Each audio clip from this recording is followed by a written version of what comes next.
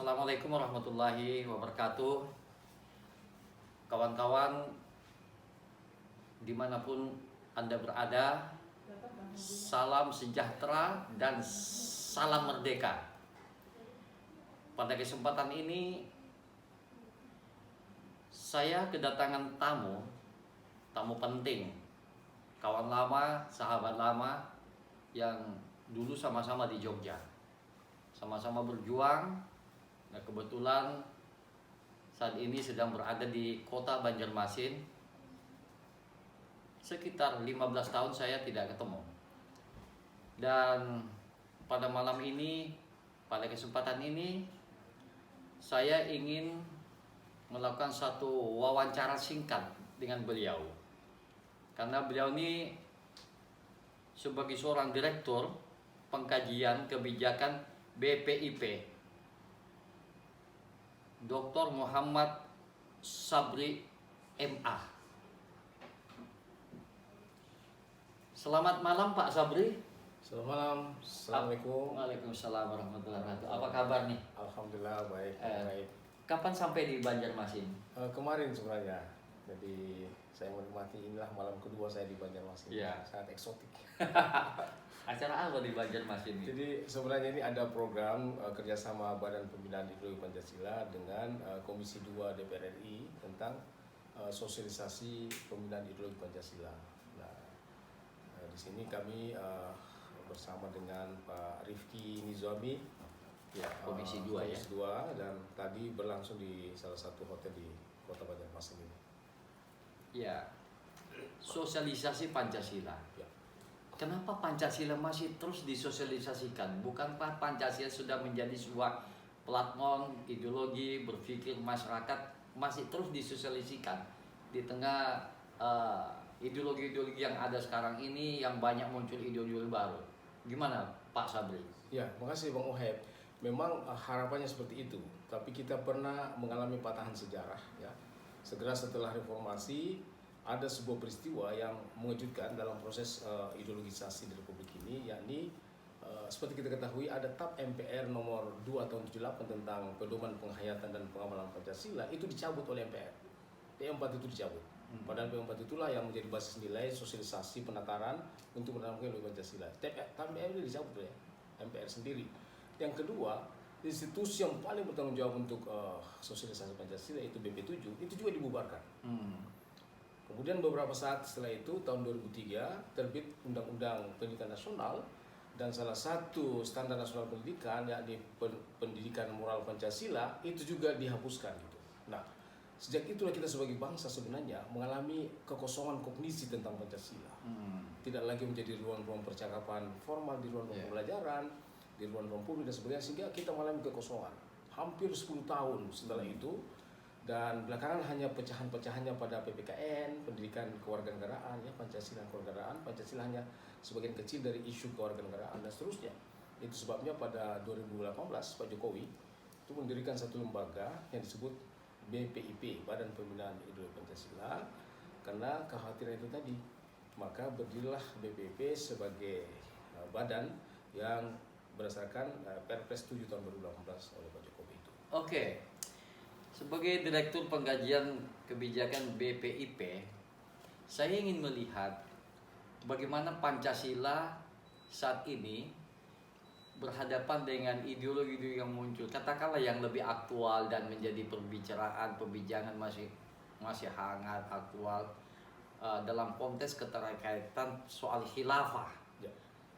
Jadi ini menjadi satu pikiran juga yang berkembang di dalam masyarakat. Bagaimana pandangan Anda munculnya isu-isu khilafah sebagai orang yang bertanggung jawab dalam implementasi ideologi Pancasila? Bagaimana melihat penghadapan antara Pancasila dan munculnya pikiran-pikiran khilafaisme di Indonesia? Ya, terima kasih Bang Wahid. Jadi saya kira pertama saya ingin meletakkan khilafah ini adalah suatu produk historis.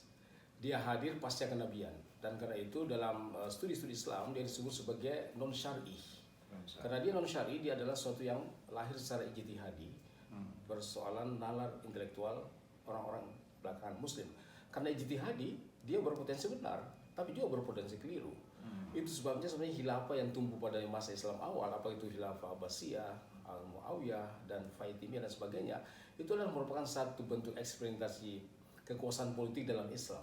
Karena pada akhirnya khilafah itu tidak berdiri tunggal. Sistem khilafah itu bukan satu-satunya dalam model sistem kekuasaan politik Islam. Setelah khilafah itu muncul Spanyol Islam yang dikenal dengan Andalusia. Di sana bukan sistem khilafah, sistem imarah. Makanya di situ bukan khalifah tapi Amirul Mukminin. Kemudian di Nusantara sendiri itu bukan khilafah juga, bukan juga imarah, tapi kesultanan. Mulai dari Aceh sampai ke Ternate itu sultaniyah.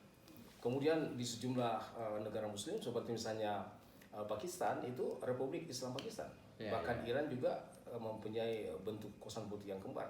Republik Islam Iran secara modern, tapi juga dia imamiyah, ada imamah di situ. Bahkan di Arab Saudi itu bukan khilafah tapi mamlakah, raja. Nah, republik itu adalah salah satu bentuk kekuasaan politik yang dianut oleh negara-negara Muslim. Jadi ketika para pendiri bangsa republik ini melihat kekuasaan politik, ya ada pilihan-pilihan, dan mereka memilih republik sebagai salah satu bentuk untuk negeri Muslim terbesar di dunia ini. Jadi menurut kami khilafah tidak jauh lebih mulia secara konseptual ketimbang republik. Sama, itu proyek historis. Wah, ini menarik penjelasan dari Pak Dr. Muhammad Sabri ini terkait soal berkembangnya pikiran-pikiran khilafaisme di Indonesia. Secara sosiologis ini sebuah realitas, masih banyak pikiran-pikiran orang yang menghidup-hidupkan isu-isu pikiran khilafah ya di tengah ideologi Pancasila. Sering orang menghadap-hadapkan antara ideologi Pancasila dengan khilafah, dan ini secara sosiologis masih ada segelintir orang yang menginginkan itu. Nah, selain soal-soal khilafah, banyak juga pikiran-pikiran lain, misalnya Islam sebagai sebuah ideologi. Sesungguhnya ini juga menjadi problem di negara yang mayoritas Muslim, di negara yang pluralis ya. Bagaimana pandangan Anda ya melihat Indonesia sebagai negara yang pluralis ya, mayoritas Muslim dengan ideologi Pancasila, dengan munculnya gerakan-gerakan menghidup-hidupkan isu khilafah itu, apakah ini satu ancaman bagi negara, atau ini bisa menjadi sebuah bagian dari proses sejarah yang berkembang di negeri ini, dari kegalauan umat manusia melihat praktik-praktik ideologi di luar ideologi Islam dalam tanda kutip? Jadi sebenarnya isu khilafah atau ide tentang negara Islam ini kan bukan suatu isu yang baru di Republik ini ya. Bahkan pada perdebatan BPUPK, Badan Penyelidik Usaha-Usaha Persiapan Kemerdekaan, itu kan memang ada dua kubu, ada dua golongan. Ketika Ketua BPUPK Dr. Rajiman Widodiningrat membuka rapat pleno besar tanggal 29 Mei hingga 1 Juni, pertanyaan besarnya adalah sidang kita hari ini ingin menjawab satu hal, apa yang menjadi dasar Indonesia merdeka. Dan di situ ada dua golongan yang memberikan solusi, ada golongan Muslim dan ada golongan nasionalis.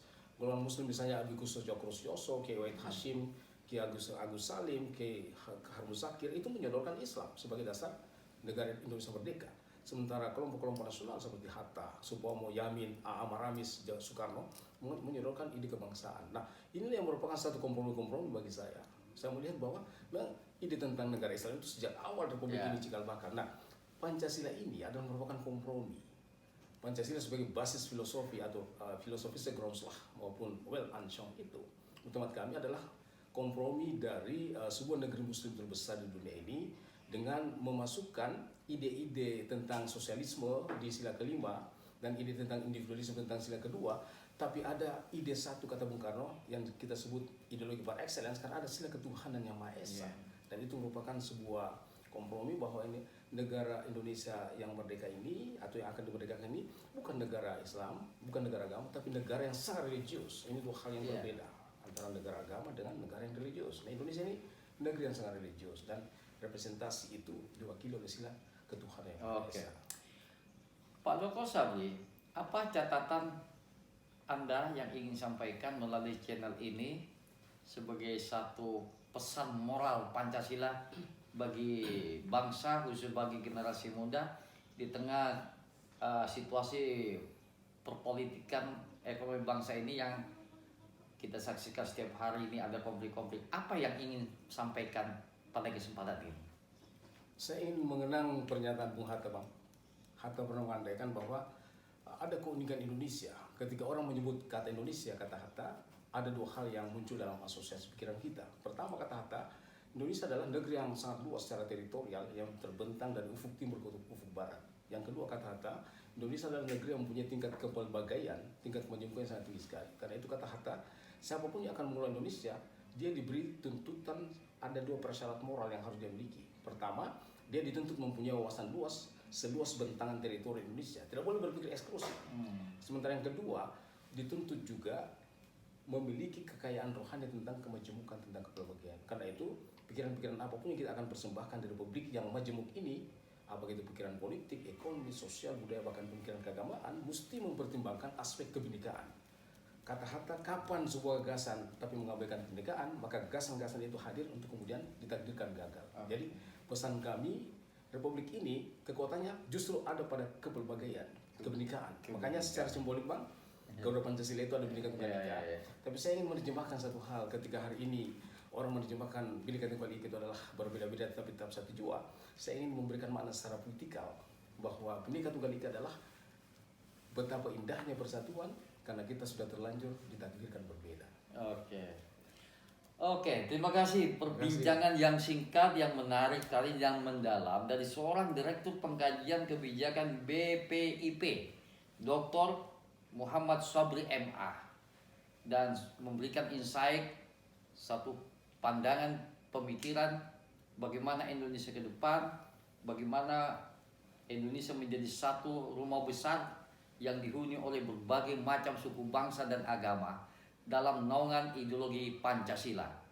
Indonesia harus tetap dijaga kesatuan dalam naungan Pancasila. Begitu Pak Sabri. Siap. Oke, terima kasih. Salam Pancasila. Sangat menarik perbincangan dengan seorang sahabat lama saya dan baru ketemu pada malam ini.